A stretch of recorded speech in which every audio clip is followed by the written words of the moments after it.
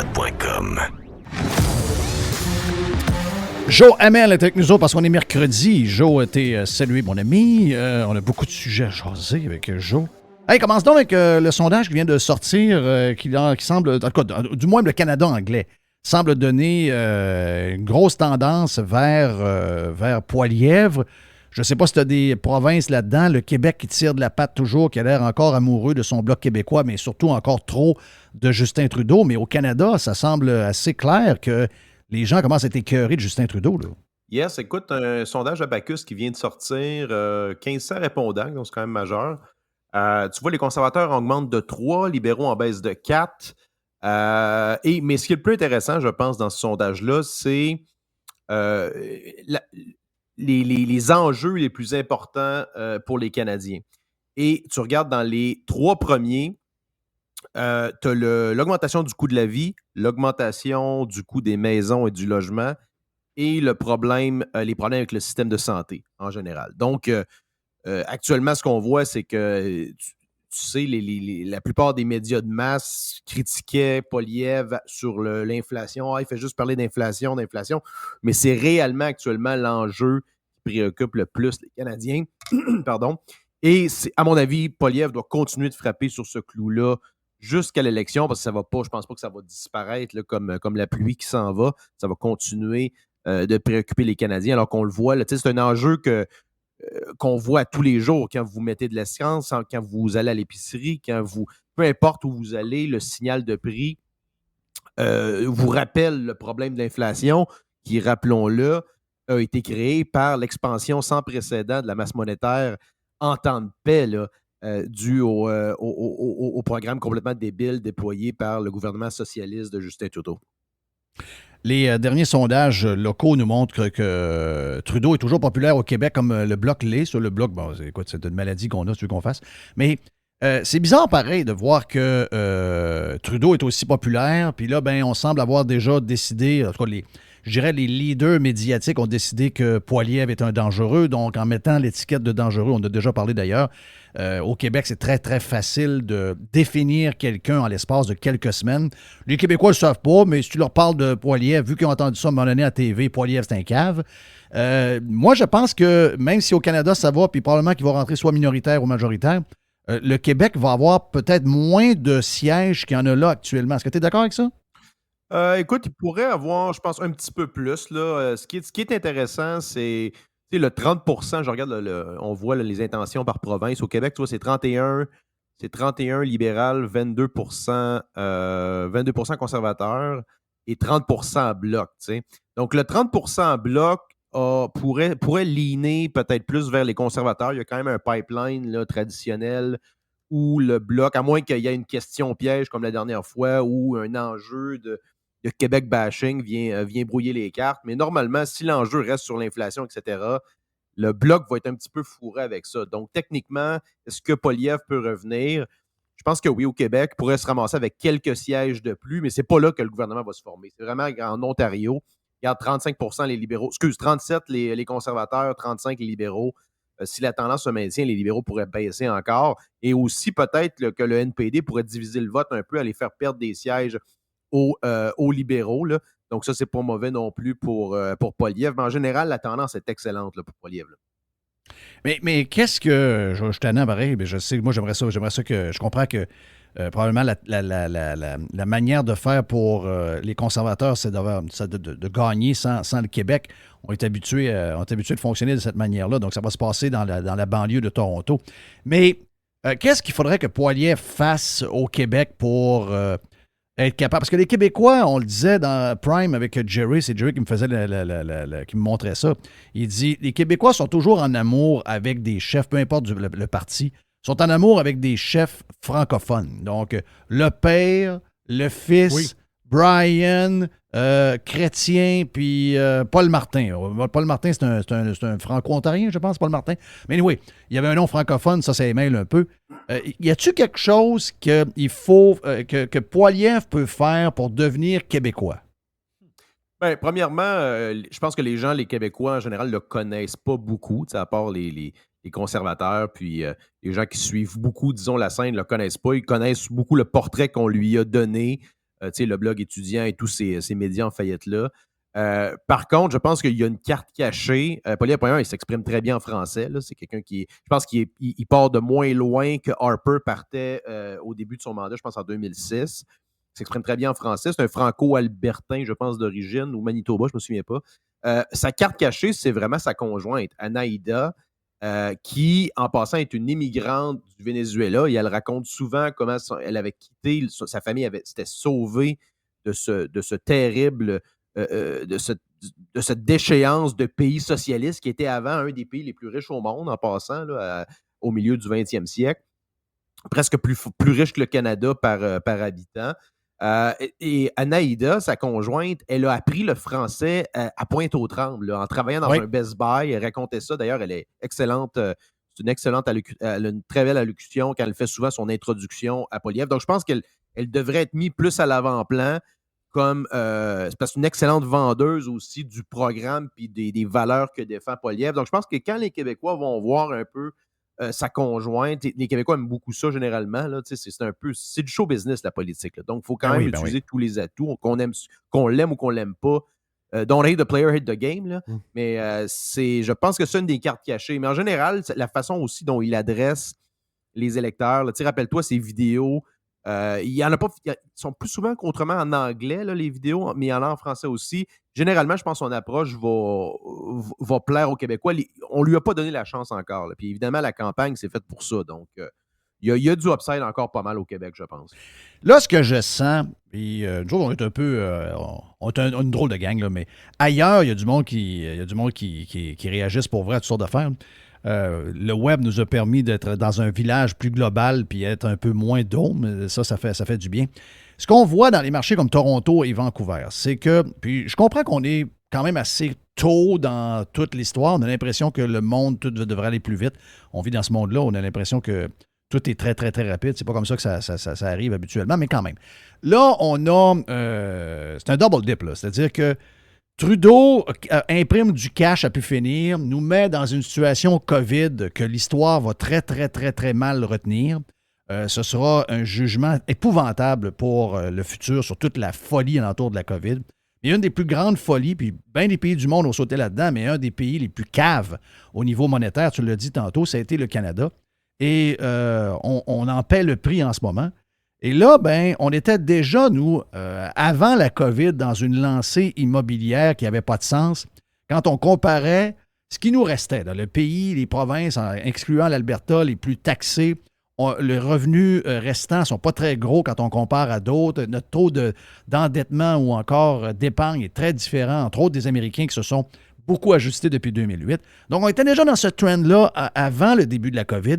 Et là, la COVID arrive et bang, là, il y a une folie alentour des maisons. Les gens ne peuvent pas sortir, ils sont prisonniers. Ils veulent avoir une maison avec une piscine, ils veulent avoir une terrasse couverte, ils veulent avoir une place avec une cuisine dehors, ils veulent ci, ils veulent ça. Donc là, c'est la folie sur les maisons. Et là, ça crée une explosion, ça crée des surenchères, ça crée une histoire incroyable. Et là, embarque après ça toute je dirais, l'inflation qui a été générée en partie par l'histoire des maisons, puis tous les manques de mais tout provoqué par la même affaire, c'est-à-dire l'imprimage de cash, le cash qui est partout. Tout le monde en profite, tout le monde charge des prix fous. Les gens disent oui, ah ouais, donc, un patio de 5 000, tu me charges 12 000, ah ouais, je la jette pareil. Et là, ça crée le monde dans lequel on est aujourd'hui. La banque arrive, essaye de corriger, là, la Banque centrale, la Banque du Canada essaie de gérer ça. Puis elle dit, OK, on va essayer de régler le problème qu'on a causé. On arrive un peu tard, mais on va monter les taux. Puis là, on monte les taux, puis on les monte vite, puis on y va, puis on y va, puis on y va. Vous allez voir, ça va baisser le prix des maisons. Le prix des maisons ne baisse pas bien, incluant Toronto et Vancouver, où il y a eu une correction, mais pas très grosse. Et là, maintenant, les prix sont flats. Les coûts de construction sont encore élevés, mais là, le financement n'est pas... Donc là, les gens se disent, attends un peu, là. Là, je suis encore plus pauvre que j'étais il y a un an. Là. Il y a un an, oui, les prix à la consommation étaient élevés, mais au moins, j'étais capable de m'acheter la maison, ça me coûtait 2000 $ par mois. Là, maintenant, la maison a baissé de 5 % ou de 10 % mais elle est rendue à 2500 par mois. Là, je suis pauvre comme job, je ne sais plus quoi faire. Il y a des histoires d'horreur dans la région de Toronto. Entre autres, hier, Stéphane Bruyère nous en parlait. Il y a des suicides reliés à des histoires immobilières en ce moment. Il y a beaucoup de suicides reliés à ça dans la région de Toronto. Donc, j'ai l'impression que les carottes sont cuites vraiment pour Trudeau dans la région de Toronto et également à Vancouver, qui sont les marchés les plus touchés par sa folie monétaire. Non, mais écoute, je pense, l'enjeu le plus c'est l'enjeu le plus visible, je pense, pour la majorité des propriétaires. Là. C'est l'augmentation. Puis, tu sais, je pense qu'il y a beaucoup de gens qui sont un peu immunisés par ça parce qu'ils ont soit renouvelé ou, tu sais, ils sont pas encore affectés directement par l'augmentation des taux. Tu sais, il faut le rappeler, le Canada, quand tu combines la dette publique et privée, c'est un des pays les plus endettés au monde. Je pense que c'est dans le top 3. Là. Et particulièrement au niveau de l'immobilier, tu sais, c'est un des secteurs qui accapare le plus là, cet endettement-là. Donc, le Canada est vraiment adossé sur son secteur immobilier. À partir du moment où ça ralentit, c'est un secteur aussi que tout l'influx d'investisseurs étrangers, ça l'a profité énormément, ça aussi, au secteur immobilier dans les 10 dernières années. Et là, il vient d'arriver justement avec la taxe ou l'interdiction d'acheteurs pendant, je ne me souviens pas exactement de la. Je ne suis pas un observateur là, assidu de la scène immobilière, mais quand tu limites la possibilité, les acheteurs, ça l'affecte là, indirectement le marché. Donc, on a été un peu sur une bulle dans les 10 dernières années. Évidemment, tout ça, c'est alimenté par les taux anormalement bas. Passant, là, les taux sont beaucoup plus normaux. Les taux sont plus normaux là qu'ils l'étaient dans les 5, 8 dernières années. Là. C'est anormal des taux en bas de 5, 4 ou 5 là. Donc, on revient beaucoup plus à la normale. Ça va recentrer le marché. Maintenant, ce qu'il faut comprendre là-dedans aussi, c'est l'effet ratchet, dans un sens où les prix augmentent. Ils continuent d'avoir quand même des restrictions aussi sur l'histoire des chaînes d'approvisionnement. Ça a toujours été utilisé comme argument, mais le problème des chaînes d'approvisionnement, c'est qu'il y a un paquet de conditions, puis de restrictions, puis de fermetures qui ont été imposées, et tu ne peux pas réouvrir ça comme tu réouvres une Switch. Là. J'ai regardé dans l'industrie de l'automobile, ça commence à peine à. Dans le fond, ils commencent à peine à pouvoir suffire à la demande, puis là, ils vont se faire frapper en pleine figure avec une baisse de la demande, avec une potentielle récession. Donc, ces gens-là tentent de contrôler l'économie comme un marionnettiste contrôle sa marionnette. Et ces gens-là ne sont pas capables de gérer, Jeff, et si on le prend à plus petite échelle, ne serait-ce qu'un traversier avec un monopole. Donc, comment veux-tu. C'est les mêmes gens, là, conceptuellement, c'est la même affaire. C'est des planificateurs centrales qui tentent de gérer des systèmes avec des millions, voire des milliards de variables, qui ne sont pas capables de gérer des choses aussi simples qu'émettre des passeports. Donc, il ne faut pas se surprendre que le bordel est pogné partout. Et je suis d'accord avec toi. Je pense qu'on est rendu à un point où le gouvernement Trudeau va difficilement pouvoir s'en sortir. Dernière fois réélu en plein encore dans la crise COVID, alors que c'était pas mal fini à travers le monde, mais ici, on était un peu en retard là-dessus. Puis les gens voulaient, comme je pense, passer à d'autres choses rapidement, puis se dédouaner par rapport à, tu sais, dans le fond, en élisant les conservateurs, même, mettons, ici au Québec, tu t'attends à ce qu'il y ait un genre de payback ou une enquête quelconque. Je pense qu'il y a beaucoup de gens qui ne voulaient pas ça. Là. On est vraiment dans un denial. Et là, je pense que la prochaine, ça va être la bonne. Parle-moi donc un peu d'Hydro-Québec et de toute la saga de. Il y a 2 ans, on a de l'électricité, elle peut savoir quoi en faire.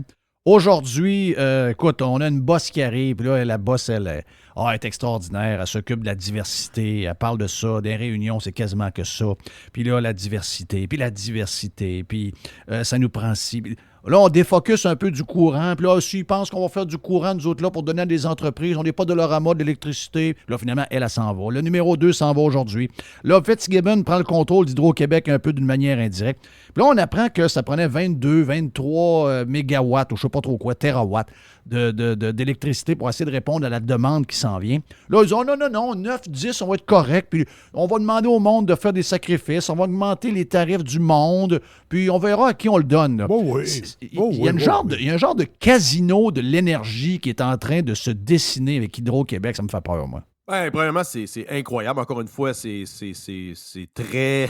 C'est la gestion de l'État en général. Là. C'est visible avec les traversiers. En passant, tu as vu les traversiers électriques? Électriques! C'est une belle joke en passant. Là. Ben oui. Ça, c'est encore une fois, il parle des deux côtés de la bouche. On va manquer d'électricité, mais on va tout électrifier, dont la moitié du parc automobile et les trains et les traversiers. Quand même intéressant. Ben oui, c'est incompréhensible. L'histoire des barrages qui ne fonctionnent pas à pleine capacité, ça, on l'entendait souvent par des genres d'employés col bleu d'Hydro qui disaient comment ça que les barrages ne virent pas à temps plein, même dans des périodes de demande, etc. Puis ça circulait ce genre de, on ne va pas dire rumeur, mais de statement-là.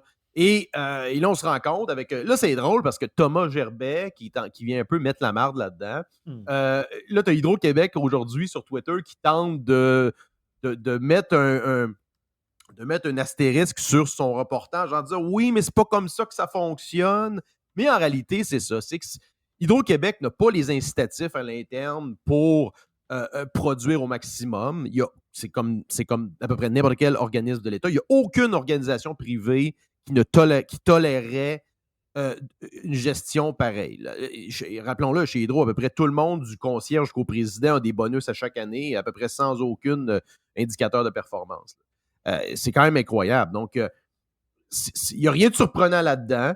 Il y a quand même des affirmations intéressantes. Je ne suis pas totalement contre ce que dit Fitzgibbon dans ce dossier-là. Justement, on disait là, ça va nous prendre 13-14 barrages dans les prochaines années. Ben, fine, là, bâtissons-en en 15, 16, 18 pour être certain. Ça, c'est un projet de société pour le Québec. Bâtir, créer, bâtir de l'énergie. Des sources d'énergie. Tu sais. Ben Ça, à la limite, tout le monde est. Je pense que la majorité des gens normaux sont pour ça. C'est le nerf de la guerre des 50 prochaines années, c'est l'énergie. Donc, si on en a, go, sacrament. Non, puis d'autres ont la chance d'avoir des rivières, puis la capacité d'harnacher. Tu sais, l'hydroélectricité, c'est quand même... on est quand même choyé de pouvoir l'exploiter. C'est pas comme certains pays qui sont enclavés, qui n'ont pas accès à des cours d'eau comme ça. Je pense que la prochaine quête énergétique, ça va être le retour ça va être le retour du nucléaire aussi. Ça commence à se parler beaucoup. Ça a été une erreur incroyable. Ça te démontre à quel point le culte green est complètement déconnecté. De ne pas vouloir... En fait, ils ne veulent plus rien. Ils ne veulent plus l'électricité. Ils veulent pratiquement juste du renewable. Puis là, il ne faut pas de mine non plus. Donc, c'est quand même incroyable. Alors que le Québec, actuellement, est littéralement là, il y a une ruée vers l'or avec tout ce qui est lithium, nickel, donc tous les métaux stratégiques sont en demande et le Québec en renferme beaucoup. Donc, ça va être intéressant de voir comment les gouvernements, tant fédéral que provincial, vont dealer avec ce que tu regardes, les médias tentent beaucoup de mettre en opposition l'industrie minière avec leur prétention de vouloir faire une transition totale de l'économie, mais on va prendre où là, ces métaux-là? Donc, c'est assez contradictoire, puis ça va être intéressant dans les 2 prochaines années de voir ça aller. Mais le bout qui est insupportable, vraiment ça, c'est insupportable, là, c'est d'apprendre que si certains barrages, plusieurs barrages ne fonctionnent pas à pleine capacité, c'est à cause du manque d'entretien. Ben oui. Hey, attends un peu, là. Attends une minute, là. C'est-à-dire, nous, on n'entretient pas le bazou, là. On laisse le bazou s'en aller de même, là. Puis à un moment donné. Mais comme Joe dit, Jerry, comme Joe dit, c'est. Attends un peu, là. Mais arrêtez de penser que les hôpitaux sont tout croches et que Hydro-Québec peut être douette. C'est toute la patente au complet qui est comme les affaires qu'on voit, c'est parce qu'on les voit. À l'école, on envoie nos enfants là. On peut voir comment c'est tout croche. L'hôpital, on tombe malade des fois, on peut le voir. Hydro-Québec, aller faire un tour au barrage, on y va pas bien souvent. Parce qu'on ouvre la switch, des fois ça marche. Des fois ça marche pas, par exemple, ça prend longtemps avant que ça remarche. Mais il faut pas penser qu'ils sont mauvais partout, puis que pour Hydro-Québec, ils sont parfaits. Ben non, ils sont mauvais partout. Notre fierté, Jeff, c'est le joyau. Mais non, c'est les mêmes incitatifs absents que dans tous les organismes étatiques. Penses-tu que vraiment ces gens-là ont une réelle planification sur 5, 10, 30 ans avec le même genre d'incitatif que dans le privé? Voyons donc, c'est absolument débile de penser ça. Attends une minute, à Rivière-des-Prairies, c'est pas rien là, quand même. Il y a 6 turbines, il y en a 4 d'arrêtés. À cause que les turbines sont pas up-to-date ou ils n'ont pas d'entretien. Oui, mais la boss, Mme Brochu, elle, c'est pas ça qui l'intéresse. Mais c'est pas ça qui l'intéresse. C'est elle veut de la diversité, elle veut des gars des anciennes femmes devenues gars, elle veut des gars devenus femmes, elle veut du monde de ci, elle veut de telle communauté. Elle faisait beaucoup de rencontres, beaucoup de réunions par semaine sur la diversité. Ta turbine, ça sacrément ce que tu penses? Mais l'affaire, c'est que. Un autre signal, tu as le départ du numéro 2 qui, lui, en passant, il était assez pro-développement, là, Éric Filion. D'ailleurs, à l'époque, je me souviens, il n'était pas totalement contre l'histoire de développer le marché Bitcoin, les centres de données, il voyait un avenir là-dedans, parce que c'est une demande constante et assez prévisible. Donc, pour Hydro, tu sais, comme pour Hydro, fournisseur et vendeur d'énergie, c'est le genre de client que tu veux. Ça, je pense qu'il avait compris ça. Là, lui part. Numéro 2 qui part. Pourquoi tu penses qu'il part? Parce qu'il sait qu'il ne sera probablement pas nommé. Il va se passer quoi avec ça, le prochain président ou potentiellement, on s'entend, ça va certainement être une présidente. Là, parce que là, ils ont tassé Brochu. Faut qu'ils fassent face aux médias avec ça. Donc, inévitablement, ils vont tenter de trouver une remplaçante. Là. À mon avis, c'est pas mal ça qu'a compris le gars. Là, qu'il n'allait pas remplacer l'autre qui vient de partir. Là. Ouais, puis si mettons, il y a 5 CV, puis là-dedans, il y a un gars devenu fille, ça a bien beau être le 5e dans la pile, ça va être le premier à la fin. Ça, on le voit ça partout. Ça, c'est dans toutes les. Surtout dans les. Écoute, je regarde dans l'industrie financière. Je pense que c'était-tu Bank of America venait de nommer 1000 partners issus de la diversité. Donc, et c'était vraiment mentionné dans le communiqué comme quoi que le critère prépondérant, ça avait été la race, l'orientation sexuelle, whatever. Donc, ça, c'est incroyable de voir qu'on est rendu à ce point-là. Là, c'est débile. C'est débile, ça fait peur. C'est qui le ministre? Hey, les chars, juste une seconde, c'est qui le ministre d'Hydro? C'est Fitzgibbon. C'est Fitz. OK. Ben oui, c'est rendu Fitz. Le super ministre. Là. Il est ministre de... C'est quoi? Économie, énergie... OK, ils ont enlevé ça à Julien. Plénipotentiaire. Là. OK, ils ont enlevé ça de Jonathan Julien, puis ils ont donné ça à Fitz. Je sais pas ce qu'il fait, Jonathan Julien s'est rendu compte que c'était pas fort. Là. OK. Oui. C'est beau. Je voulais savoir où on était rendu là-dedans. Oui, Jonathan Julien, la seule affaire qui est arrivée dans sa vie de politicien provincial et municipal, c'est que c'est pogné une demi-heure avec la bombe. Avec la bombe, ça finit. Il n'y a rien à faire avec ça. Hey, les chars électriques, j'ai vu, on en parlait ce matin avec Jerry, j'ai vu le boss de Toyota. Moi, j'aime bien l'approche du boss de Toyota. Il dit, vous rêvez en couleur. Il dit, ce qui s'en vient, là, ce qui va rester, ça va être les chars hybrides. Je devais faire un 50, 60, 60 000, 70 000 avec la batterie. Puis quand vous allez avoir besoin, il va y avoir un moteur à gaz. Puis quand le moteur à gaz va embarquer, ben, il va vous donner aussi de l'énergie en briquant, etc. Donc, on s'en va vers quelque chose de plus hybride parce qu'il dit l'histoire des voitures 100% électriques, c'est complètement sauté. Puis on voit comment, même Patrick Lagacé, l'excellent Pat Fake P, comme on l'appelle, Fake P est allé à New York avec son char électrique. Ça a été toute la misère du monde. C'était drôle à mort. Mais là, il commence à y avoir une guerre dans les voitures électriques parce qu'il commence à avoir beaucoup d'offres, mais on n'est pas certain que toute la demande sera là. Donc, on voit que Tesla a baissé ses prix. Ford a suivi avec la Mach-E avec un 1000$ de moins. Et là, d'après moi, ça va être across the board. Là. Ben, c'est ça. Puis ça, moi, j'ai toujours vu ça venir, dans le sens que la prétention que Tesla... Moi, j'ai jamais vraiment été fan de Tesla en passant. Là. C'est une voiture qui m'a jamais vraiment impressionné. L'intérieur, c'est une cochonnerie. C'est en plastique, il y a des gaps d'import. Tu compares avec la fabrication allemande, puis même maintenant, je te dirais les Coréens, le nombre de voitures, celles qu'on voit beaucoup sur la route actuellement au niveau électrique, c'est beaucoup de Hyundai, les Kia, des modèles, je pense, entre peut-être 40 et, mettons, 60 000 bien équipés, je crois, là. Contrairement à justement le modèle 3, que là, ils ont baissé un petit peu les prix, mais en bas de 65, 70, t'as pas grand-chose, on s'entend. Là, on voit les Allemands qui commencent à se positionner aussi. On commence à en avoir un petit peu. D'ailleurs, je n'essayais un en fin de semaine, quand même une couple de petites anecdotes avec ça.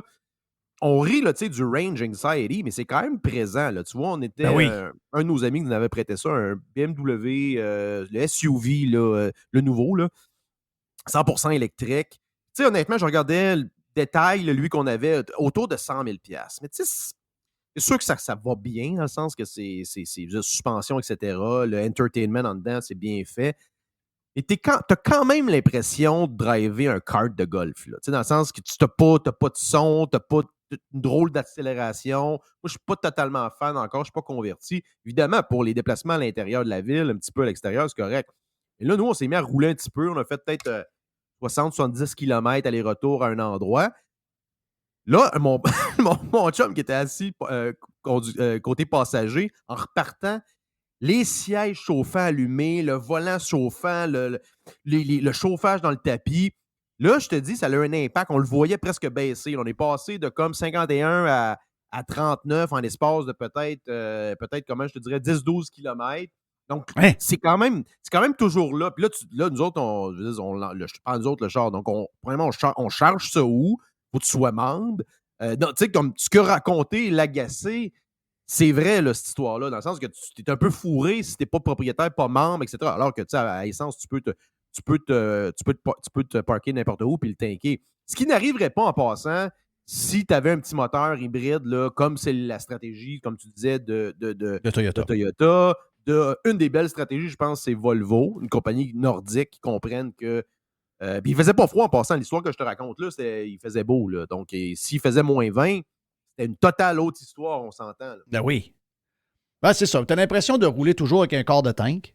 Puis la minute que tu ouvres trop la radio, tu t'écoutes Spotify ou puis là, tu mets justement tout ce qui est patente chauffante, tu mets un peu de chaleur pour être bien, t'es mort, là. T'es mort. Écoute, tu veux faire de la route. Tu sais, j'ai lu le texte de Fake P, puis c'est quand même spécial. Là. Tu t'en vas à New York en sachant que tu as traversé les Adirondacks. Moi, excusez-moi, là, pour avoir fait cette route-là 1000 fois dans ma vie quasiment, là, jamais je m'en irais avec un char électrique dans ce place-là. Là. Jamais, jamais, jamais.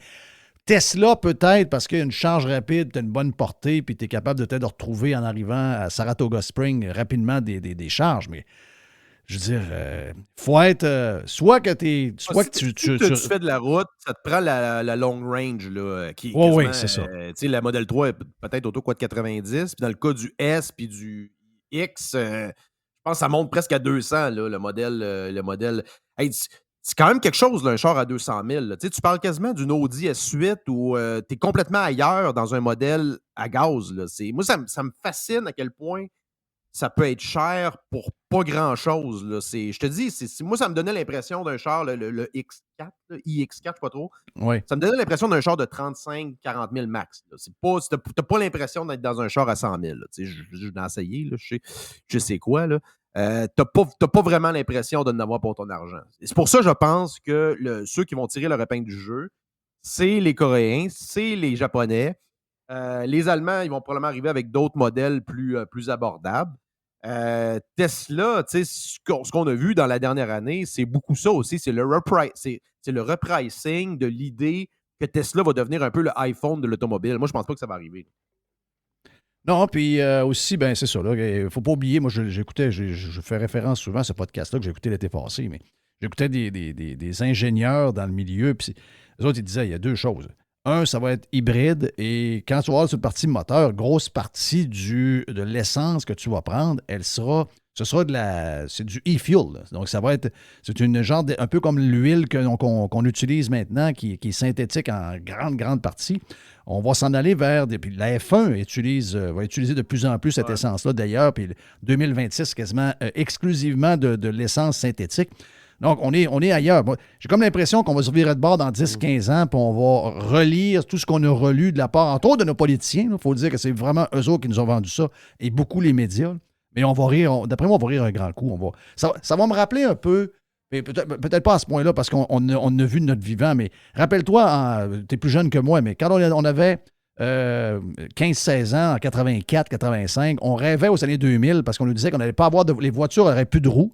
Et qu'on allait toutes, circuler un peu comme dans les bandes dessinées, là, où du monde circule, pas de rue, puis qu'on est comme dans les airs un peu.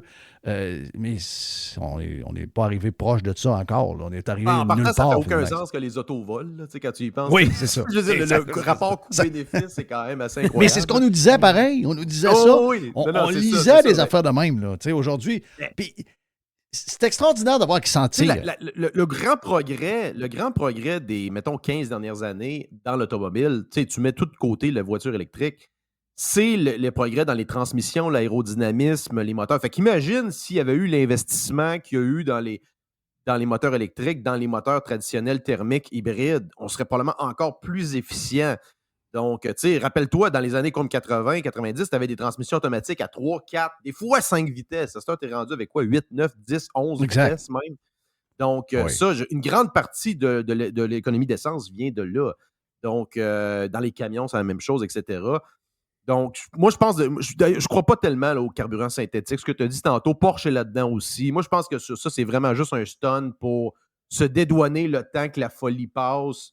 Parce qu'ils savent, dans le fond, c'est une question, je sais pas, peut-être un peu comme l'huile synthétique, il y a une partie qui va servir à... Est-ce que ça peut aider un peu? Mais je pense pas que ça va être totalement ça. Je pense que ça va revenir...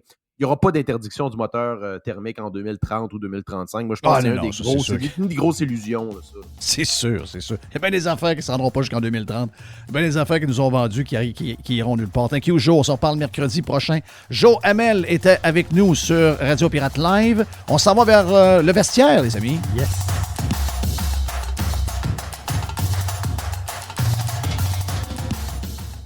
Pirater, c'est légal. Radiopirate.com. Radio Pirate. 100% 100% pirate.